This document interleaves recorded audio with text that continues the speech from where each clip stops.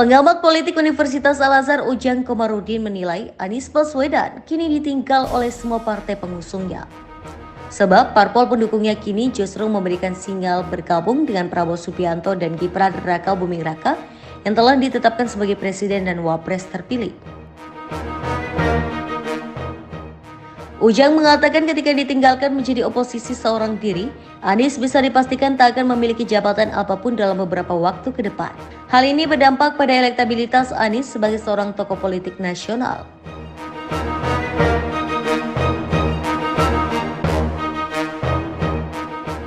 Sebab pada kenyataannya, Ujang menyebut para kontestan pemilihan presiden 2024 adalah orang-orang yang sebelumnya dikenal karena jabatannya. Politikus di Indonesia masih berfokus pada kebijakan dan jabatan yang diemban oleh para kontestan.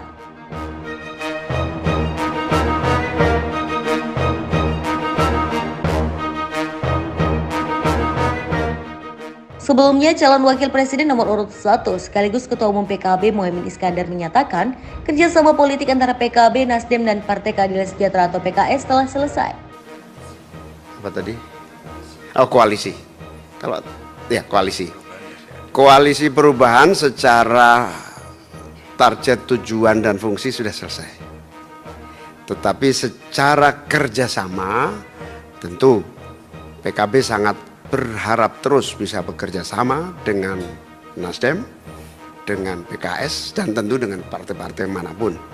Tetapi bagi PKB, kebersamaan dengan Nasdem dan PKS membuahkan memori yang manis, yang tentu akan sangat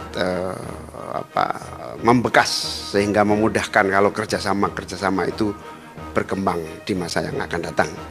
Yang kedua, apakah ada pembubaran secara resmi? Ya, nanti kita tunggu, karena biasanya kalau ada hajatan itu pasti ada pembubaran panitia. Ketua panitianya Pak Surya Paloh atau ketua panitianya Mas Anies, nggak tahu ini. Pokoknya kita belum sempat komunikasi, dan mungkin dalam waktu dekat saya juga akan datang ke Pak Surya Paloh untuk mengucapkan terima kasih.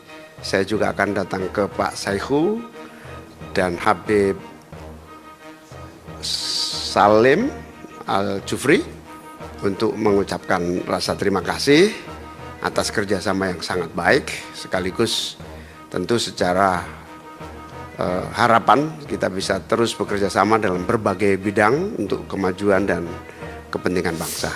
Setelah Prabowo Gibran ditetapkan sebagai presiden dan wapres terpilih, Muhaimin pun menerima kunjungan Prabowo dan berharap dapat kembali membuka kerjasama antara PKB dan Partai Gerindra.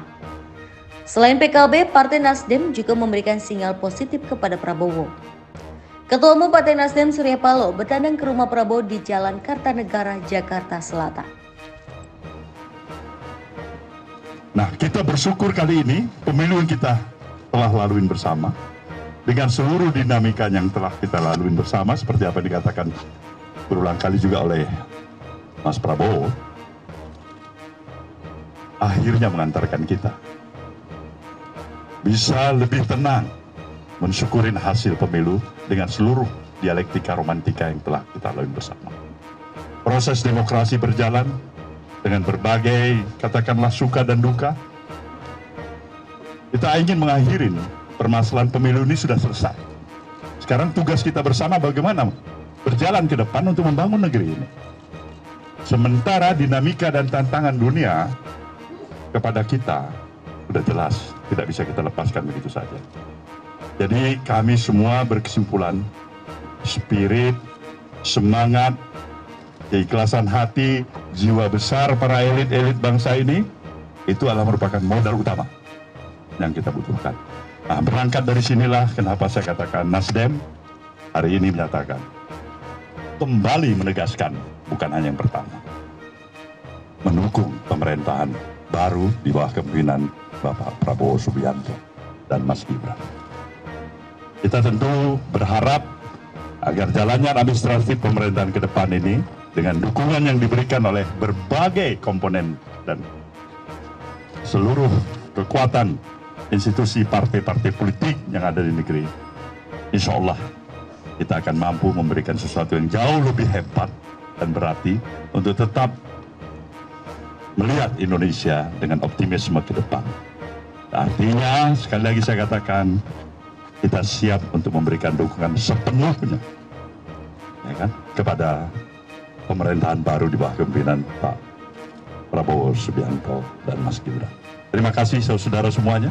Wassalamualaikum warahmatullahi wabarakatuh.